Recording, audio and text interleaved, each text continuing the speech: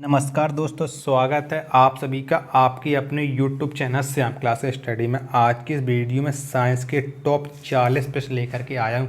आपको वही प्रश्न करा रहा हूं जो बार बार किसी न किसी परीक्षा में पूछे गए और आने वाले समय में आप जिस भी परीक्षा की तैयारी कर रहे हैं उस परीक्षा में इन साइंस के प्रश्नों की पूछे जाने की पूरी संभावना है। तो आप चलो इन साइंस के 40 प्रश्नों को रट लीजिएगा या कहीं पर आप नोट कर लीजिएगा, क्योंकि आने वाले समय में यही प्रश्न आपकी परीक्षा में पूछे जाने वाले हैं। तो आप हर एक प्रश्न का उत्तर साथ साथ में कमेंट बॉक्स में देते चलना है, जिससे आपका जो भी डाउट हो, जिस भी प्रश्न का आपको आंसर मालूम ना हो तो वो आपको हाल कमेंट बॉक्स के माध्यम से रिप्लाई मिल सके। तो इन 40 प्रश्नों के प्रैक्टिस सेट करिएगा और आपको अगर ये 40 प्रश्न अगर अच्छे लगते हैं तो वीडियो को एक लाइक कर दीजिएगा और चैनल को आपने अभी तक सब्सक्राइब नहीं किया है तो चैनल को आप जरूर सब्सक्राइब कर लीजिएगा। और इस वीडियो को आप अपने सभी छोटे भाइयों बहनों के पास ज़रूर शेयर कर देना, जिससे वो भी लोग इस प्रैक्टिस सेट को लगाएं और उन्हें भी पता चल जाए कि कौन से साइंस के 40 महत्वपूर्ण प्रश्न हैं जो बार बार परीक्षा में पूछे जा रहे हैं और आने वाले समय में हमारी परीक्षा में भी प्रश्नों के पूछे जाने की संभावना है। तो चलिए शुरू करते हैं। तो पहला क्वेश्चन है आपकी स्क्रीन पर कि मानव श्वसन नली की लंबाई कितनी होती है। तो कितनी होती है मानव श्वसन नली की लंबाई? तो इसकी लंबाई होती है 12 सेंटीमीटर। कितनी? 12 सेंटीमीटर। ऑप्शन नंबर सी इसका राइट आंसर हो जाएगा।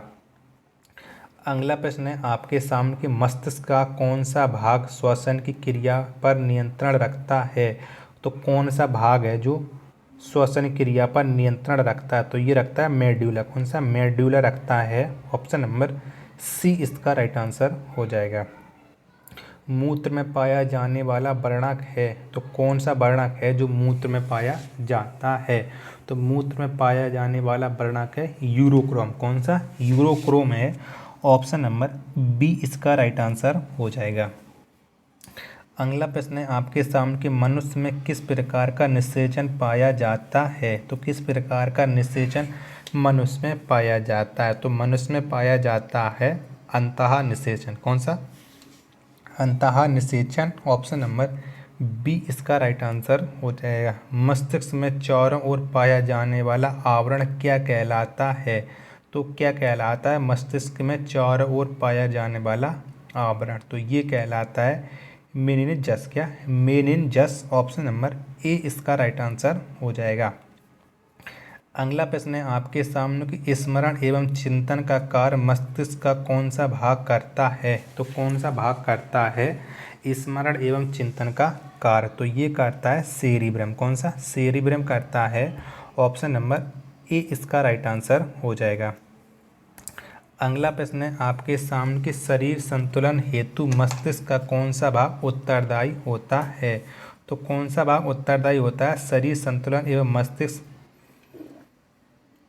के लिए? तो कौन सा? तो ये उत्तरदायी होता है सेरिबेलम। कौन सा? सेरिबेलम। ऑप्शन नंबर बी इसका राइट आंसर हो जाएगा। नेक्स्ट प्रश्न है आपके सामने कि थ्योरी ऑफ जंपिंग जीन्स के प्रतिपादक हैं। तो कौन है थ्योरी ऑफ जंपिंग जीन्स के प्रतिपादक? तो ये कौन है? तो इसके प्रतिपादक हैं बारबरा मैककुल्टन। ऑप्शन नंबर डी इसका राइट आंसर हो जाएगा। नेक्स्ट प्रश्न है आपके सामने कि लिंग का निर्धारण किस गुणसूत्र द्वारा होता है? तो कौन से गुणसूत्र के द्वारा लिंग का निर्धारण होता है? तो ये होता है 23वें जोड़े के द्वारा। किसके? 23वें जोड़े के द्वारा। ऑप्शन नंबर सी इसका राइट आंसर हो जाएगा। अगला प्रश्न है आपके सामने कि मानव त्वचा का रोग किस वर्णक के कारण होता है? तो मानव त्वचा का रोग किस वर्णक के कारण होता है? तो ये होता है मेनिलिल। किसका? मेनिलिल के कारण। ऑप्शन नंबर ए इसका राइट आंसर हो जाएगा। त्वचा का मुख्य संगठक है। तो कौन सा है त्वचा का मुख्य संगठक? ये आपको बताना। तो ये है कोलेजन। कौन सा? कोलेजन है त्वचा का मुख्य संगठक। ऑप्शन नंबर डी इसका राइट आंसर हो जाएगा। अगला प्रश्न है आपके सामने कुष्ठ रोग के जीवाणु की खोज किसने की? तो किसने की थी कुष्ठ रोग के जीवाणु की खोज? तो इसकी खोज की थी हेंस ने। किसने? हेंस ने की थी। हेंसिन ने की थी इसकी खोज। ऑप्शन नंबर सी इसका राइट आंसर हो जाएगा। अगला प्रश्न है आपके सामने कि प्रोटीन की इकाई क्या है। तो क्या है प्रोटीन की इकाई, ये आपको बताना है। तो प्रोटीन की इकाई है अमीनो अम्ल। क्या है? अमीनो अम्ल है। ऑप्शन नंबर सी इसका राइट आंसर हो जाएगा। एटीपी का निर्माण कहाँ होता है? तो कहाँ पर होता है एटीपी का निर्माण? तो इसका निर्माण होता है माइटोकॉन्ड्रिया में। कहाँ? माइटोकॉन्ड्रिया में एटीपी का निर्माण होता है। ऑप्शन नंबर डी इसका राइट आंसर हो जाएगा।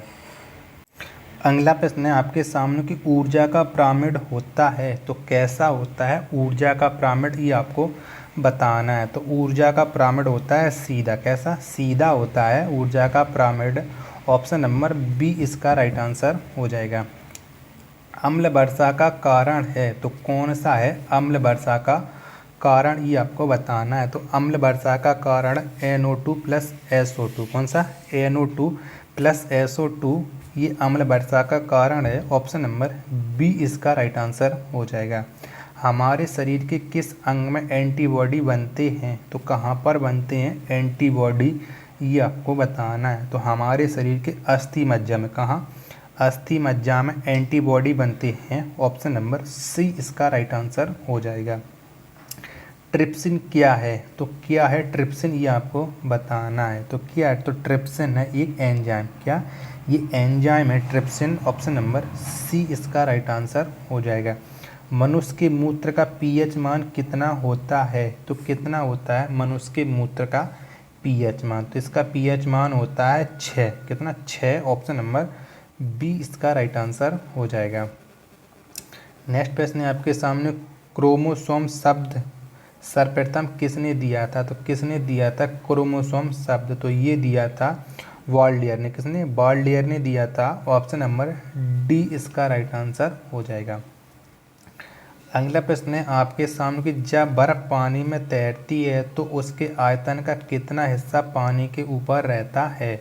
तो कितना हिस्सा रहता है पानी के ऊपर, ये आपको बताना है। तो ये रहता 1/10 हिस्सा। कितना? 1/10 हिस्सा। ऑप्शन नंबर ए इसका राइट आंसर हो जाएगा। अगला प्रश्न है आपके सामने कि अपमार्जक मिलने पर पानी के पृष्ठ तनाव पर क्या प्रभाव पड़ता है? तो क्या प्रभाव पड़ता है अपमार्जक मिलने पर पानी के पृष्ठ तनाव पर? तो ये पड़ता है, घटता है। क्या? ये घटता है। ऑप्शन नंबर ए इसका राइट आंसर हो जाएगा। नेक्स्ट प्रश्न है आपके सामने कि ऊष्मा का सर्वोत्तम चालक होता है। तो कौन सा होता है ऊष्मा का सर्वोत्तम चालक, ये आपको बताना है। तो ऊष्मा का सर्वोत्तम चालक होता है चांदी। कौन? चांदी होता है ऊष्मा का सर्वोत्तम चालक। ऑप्शन नंबर ए इसका राइट आंसर हो जाएगा। जाड़े के दिनों में पेंडुलम घड़ी हो जाती है। तो कैसी हो जाती है जाड़े के दिनों में पेंडुलम घड़ी, ये आपको बताना है। तो ये हो जाती है तेज। कैसी? तेज हो जाती है। ऑप्शन नंबर ए इसका राइट आंसर हो जाएगा। अगला प्रश्न है आपके सामने कैमरे की दीवार पर कौन सा लेंस होता है? तो कौन सा लेंस होता है कैमरे की दीवार पर? तो इस पर लेंस होता है अभ्युत्तल। कैसा? अभ्युत्तल होता है कैमरे की दीवार पर। ऑप्शन नंबर डी इसका राइट आंसर हो जाएगा। नेक्स्ट प्रश्न है आपके सामने कि नेत्र तंतु किस सिद्धांत पर कार्य करता है? तो कौन से सिद्धांत पर कार्य करता है नेत्र तंतु, ये आपको बताना है। तो नेत्र तंतु करता है पूर्ण आंतरिक परावर्तन के सिद्धांत। किसके? पूर्ण आंतरिक परावर्तन के सिद्धांत पर ये कार्य करता है। ऑप्शन नंबर डी इसका राइट आंसर हो जाएगा। अगला प्रश्न है आपके सामने कि प्रकाश की गति सर्वाधिक होती है।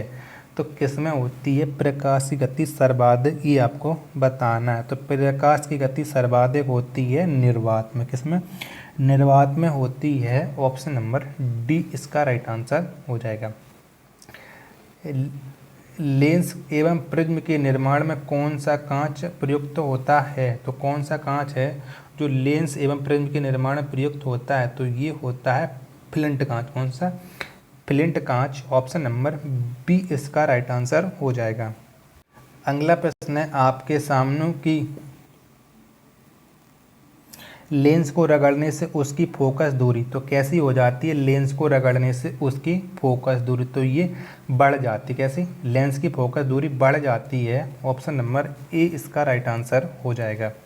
विद्युत ऊर्जा का मात्रक होता है, तो कौन सा होता है विद्युत ऊर्जा का मात्रक, ये आपको बताना है। तो कौन सा होता है, तो विद्युत ऊर्जा का मात्रक होता है किलोवाट प्रति घंटा। क्या, किलोवाट प्रति घंटा। ऑप्शन नंबर सी इसका राइट आंसर हो जाएगा।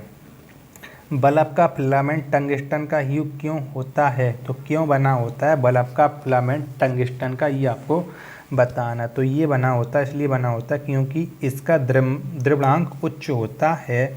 ऑप्शन नंबर सी इसका राइट आंसर हो जाएगा। विद्युत बल्ब धारा के किस सिद्धांत पर कार्य करता है, तो कौन से सिद्धांत पर कार्य करता है विद्युत बल्ब धारा के, तो ये करता है धारा के ऊष्मीय प्रभाव पर। किस पर, ऊष्मीय प्रभाव पर। ऑप्शन नंबर डी इसका राइट आंसर हो जाएगा। अगला प्रश्न है आपके सामने कि साबुन के बुलबुले को यदि आवेशित कर दिया जाए तो उसकी आकृति तो कैसी हो जाएगी। यदि साबुन के बुलबुले को आकर्षित कर दिया जाए तो उसकी आकृति बढ़ेगी। कैसी, उसकी आकृति बढ़ेगी। ऑप्शन नंबर बी इसका राइट आंसर हो जाएगा। नेक्स्ट प्रश्न है आपकी स्क्रीन पर कि क्रोनोमीटर का प्रयोग किया जाता है, तो कहाँ प्रयोग किया जाता है क्रोनोमीटर का, ये आपको बताना है। तो क्रोनोमीटर का प्रयोग किया जाता है जलयानों में। कहाँ, जलयानों में। ऑप्शन नंबर ए इसका राइट आंसर हो जाएगा।